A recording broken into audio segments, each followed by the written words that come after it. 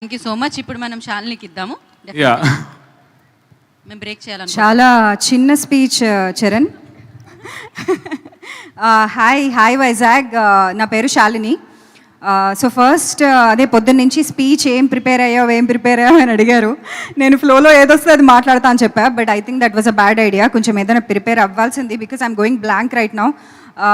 First of all ma'am, I know you don't like when we praise you, because compliments మిమ్మల్ని కొంచెం ఇబ్బంది పెడుతున్నాయని నాకు అనిపించింది. So I only say one thing, thank you so much. Thank you for making this film. Thank you for putting in the money and the effort to make such a fab film and picking such a great story.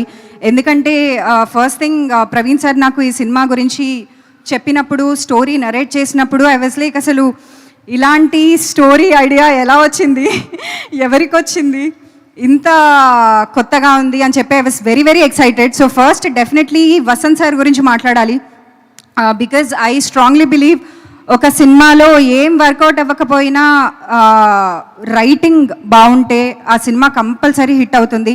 ఆ confidence నాకుంది. So Vasant sir, I'm super glad that I'm part of this and I'm extremely proud of being part of this film. Already ఇంకా release అవ్వలేదు, but I can confidently say that people will love it. And thank you so much for writing this. And Praveen sir గురించి చెప్పాలి అంటే, అసలు మొన్న ఒక ఇంటర్వ్యూలో చెప్తున్నాము, మా ముగ్గురికి ఇట్లా దెయ్యాలు పడతాయి కదా సినిమాలో, కానీ ప్రవీణ్ సార్కి ఒక పూనకం లాంటిది వస్తుందన్నమాట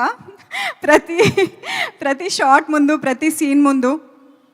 అది అసలు I think the joy that you see in his eyes తను డైరెక్ట్ చేస్తున్నప్పుడు, it's a pure joy for us to watch him direct.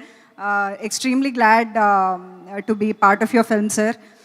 And నేను కూడా ఎక్కువ మాట్లాడుతున్నా, so I'll cut it short. And my wonderful co actors, అసలు everybody, I'm super glad that I acted with you. ఇంకా అన్నీ ఇలాగే ఉంటాయి. ఐఎమ్ గ్లాడ్, ఐఎమ్ హ్యాపీ అని. So I'm ending the speech